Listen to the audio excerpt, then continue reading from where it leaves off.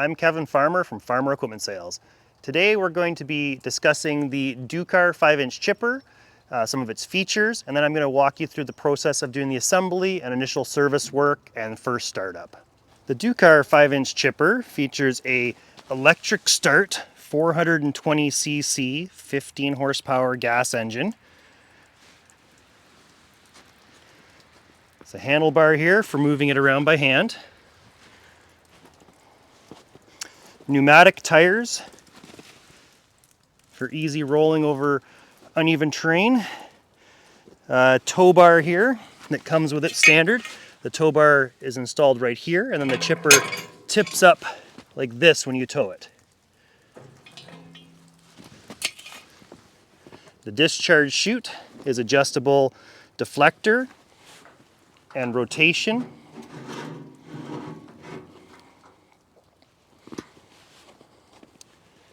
The in-feed hopper is 18 inches by 13 inches, and it funnels down to 6 by 12 approximately at the bottom there, and has a chipping capacity of up to 5 inches. The rotor bearings are both greasable.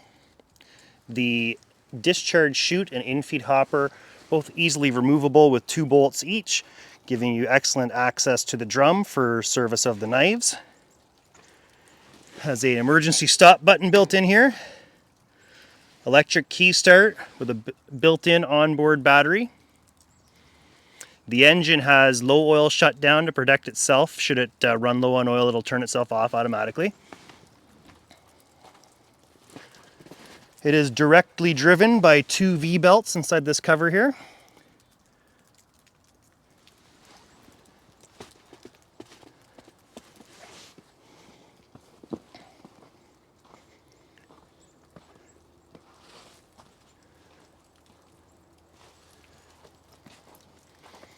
I had this flipped up, but this is the rubber flapper to dampen anything material that's kicked back.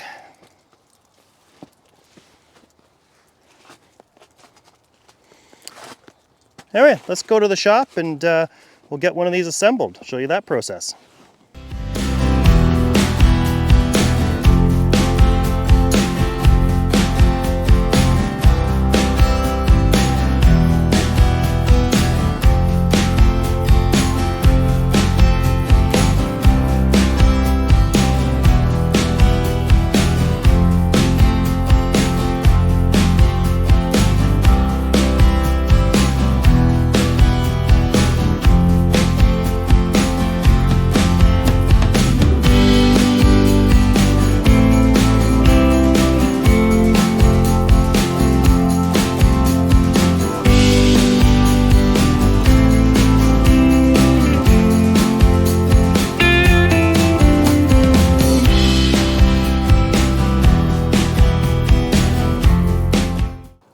Just wanted to mention before we get started into the assembly here, the knives on these chippers are extremely sharp, so you have to be very careful when you're doing any kind of work on them.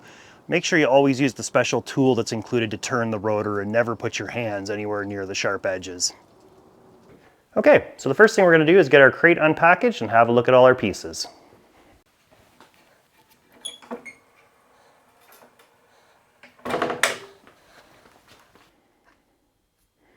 So to open the crate, you just have to bend all these little tabs around so they fit up through the slots.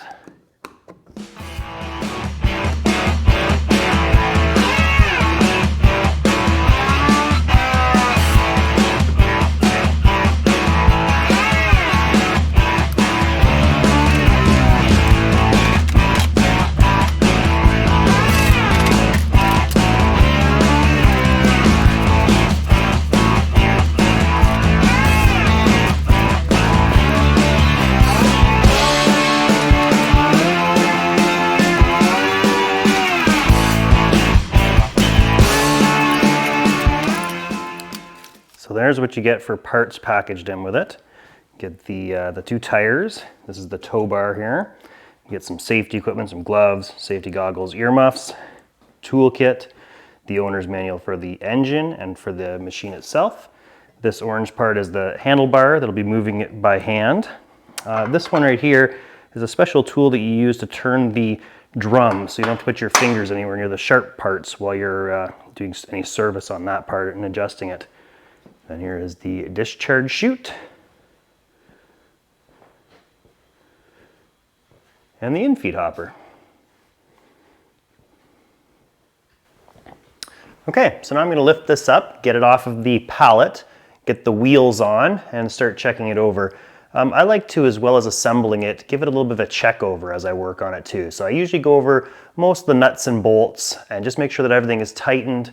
I usually have a look at the belts, make sure they're adjusted properly, and the clearance on the knife. Although it's factory set, both the belt tension and the knife clearance, I like to just double check it and just make sure that someone hasn't missed tightening a fastener or something, for instance.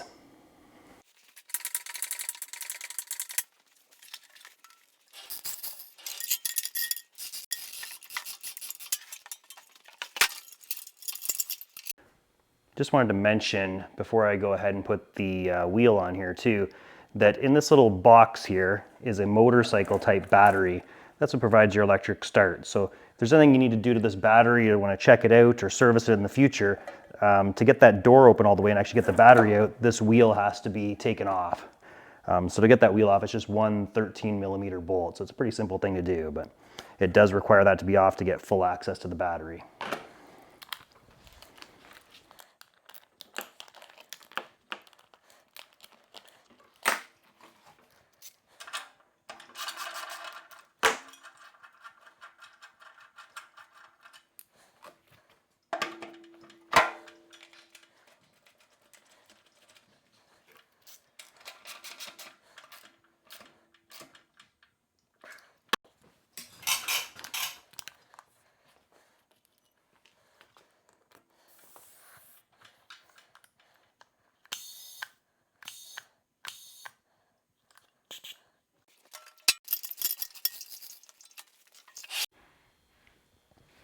Now I'm going to remove the belt cover, have a look at the belt tension, and then once I do that, I'm going to give the whole machine a bit of a once-over, all the nuts and bolts on the chassis and the frame and engine mounting bolts and so on. The reason I'm going to have a look at the belts first is in case anything needs adjusted, all those bolts I'm going to check may need to be loosened to adjust the belt tension.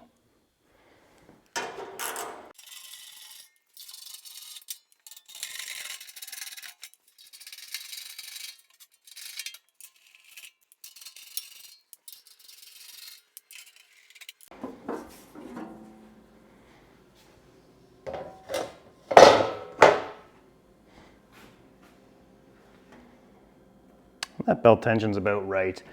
Deflection just with your finger here, about a ½ inch or so right in the center. So they're fairly snug, especially when they're new.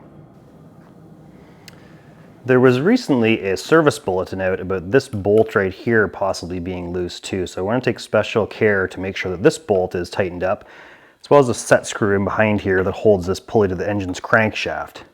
The way I'm going to tighten that without everything just turning is I'm going to use that special tool that I'd show you earlier. And I'm going to remove this cover over the bearing here. I've loosened this off already. Then use this special tool here that was in the toolkit to hold the drum from turning. That way I can hold this all stationary and be able to tighten that bolt. I'm also going to tighten this one here. This one is a left-hand thread, so you just have to make sure that you're going backwards when you do that one.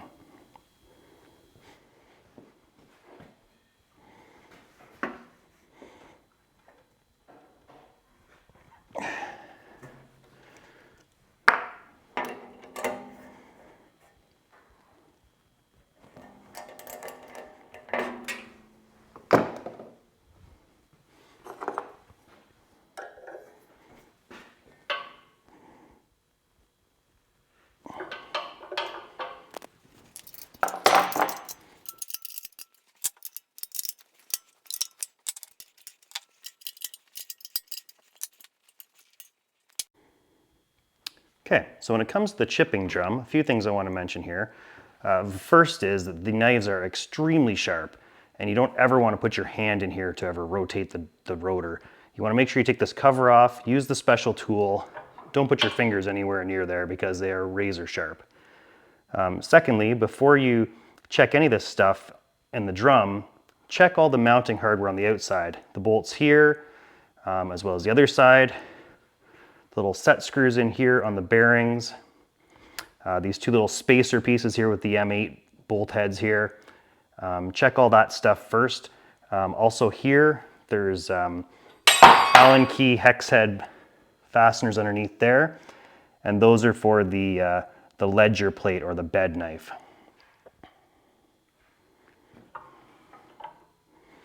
So the rotor knives, these bolts have a permanent strength Loctite, so like a red Loctite on them.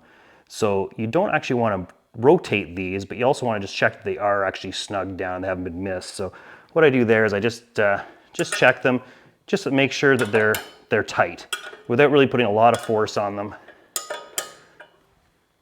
And also, if you ever need to service this, you're going to want to warm these bolts up a little bit with like a butane or a propane torch to soften that Loctite enough that it'll come out freely. Otherwise, sometimes it'll damage the threads in this rotor, which are quite difficult to repair. Now, they suggest, Ducar, that the clearance be set to 1/2 millimeter, which is about 20 thousandths of an inch. So the way you do that is you check the two edges. There will always be a bit of run out in that rotor between the two, and one's going to be a little bit further away. So in this case, this one here is a little bit further away. This one is the closer of the two. And so just as that sharp edge passes basically that corner on the back side, you need to check with your feeler gauge that that is around about, they suggest 1/2 millimeter.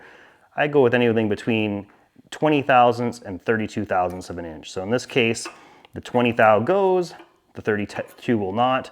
So it's somewhere in the middle. Let's say it's 22 or 25 thousandths of an inch.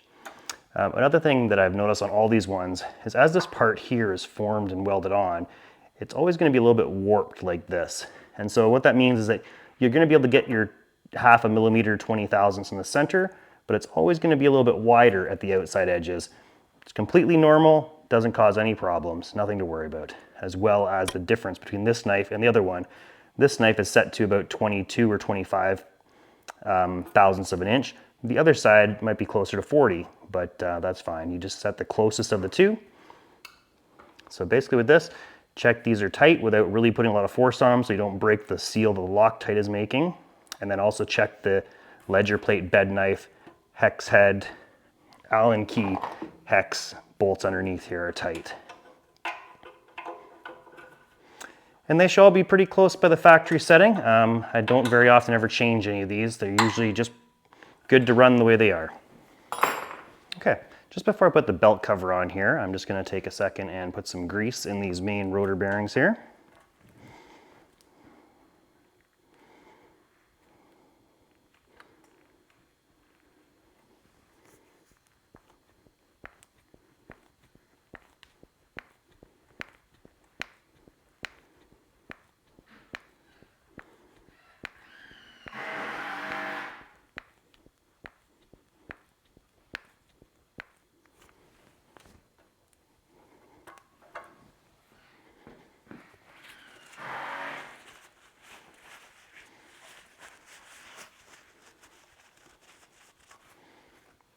That's the easy one. On the other side, it's in behind the belt cover, but still quite accessible.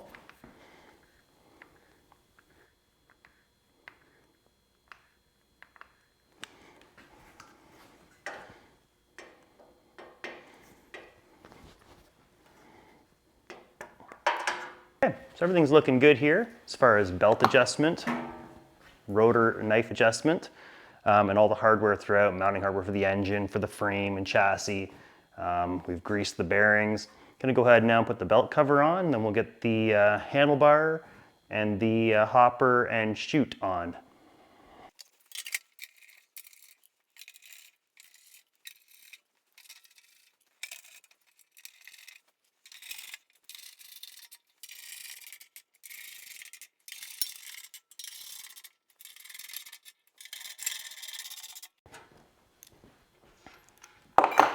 So both the hopper and the discharge chute Both have hinge pins that just fit into these openings right here, and then just 2 bolts each to hold them into place.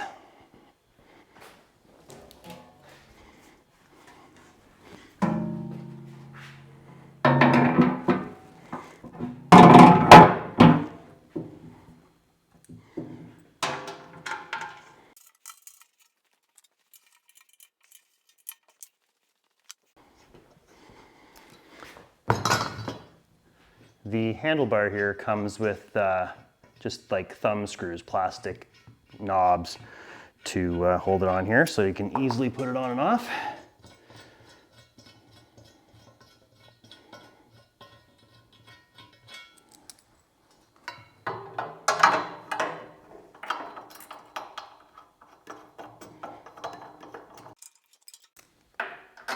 I know some people have found that replacing these plastic knobs with an actual hex head bolt, so you can get a little bit tighter with a ratchet. They've preferred that, but either way, I don't know why you would ever need to remove this very often. You're probably going to leave this on here all the time, so the hex head bolts would be just fine.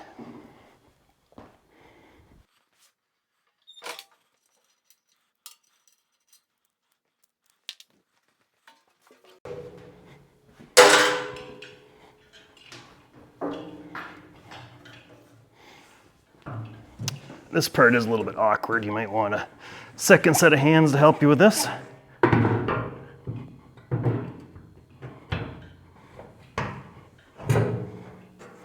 There's a little closer look at those hinge pins for the chute and the hopper there, as well as the couple of bolts that hold both into place.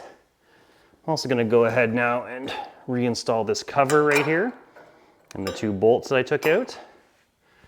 And I'm also going to check this hardware right here across the top of the hopper that holds the rubber flap into place. These are kind of important here because if these were ever to come loose and they drop down into the drum there, they can cause some damage.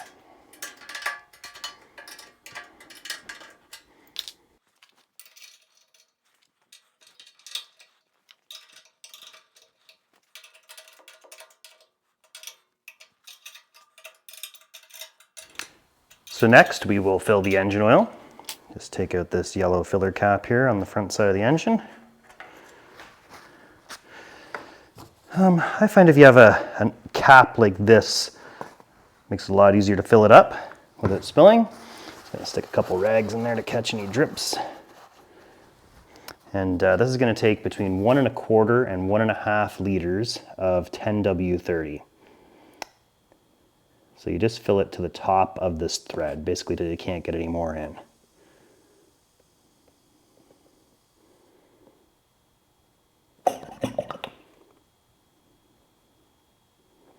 And they suggest to change the oil the first time at 5 hours for break-in, and then after that every 50 hours or annually.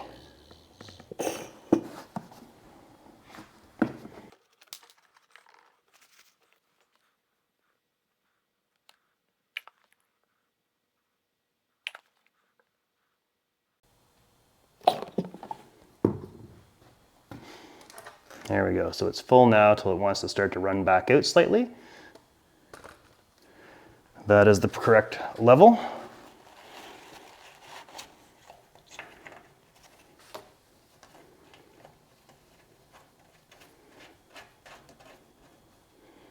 This thing also has a low oil safety switch on it. So if the engine oil is ever low, it'll turn the ignition off so you won't damage the engine.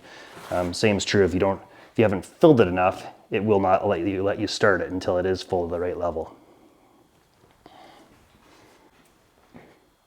And next we'll add some gasoline.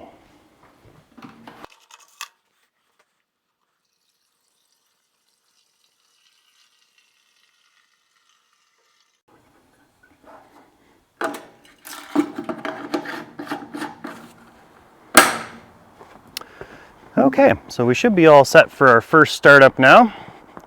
Everything's together, checked over, greased, gas, oil. So for controls here, this is the throttle right here. So that is idle down here. I'm just gonna put it up maybe 1/4 way or so. Fuel on, the bottom lever. choke on the top lever, key. Make sure that this stop switch here is twisted so it's popped up. That's it off, that's it on. And that should be good to go. Turn the key, see what happens.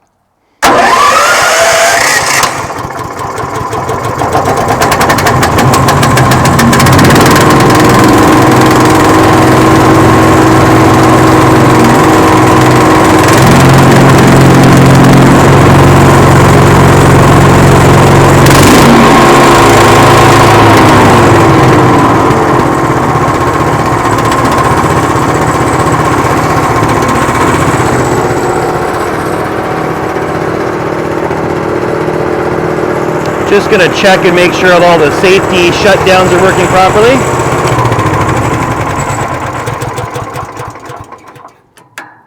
The other way to turn it off is by the key.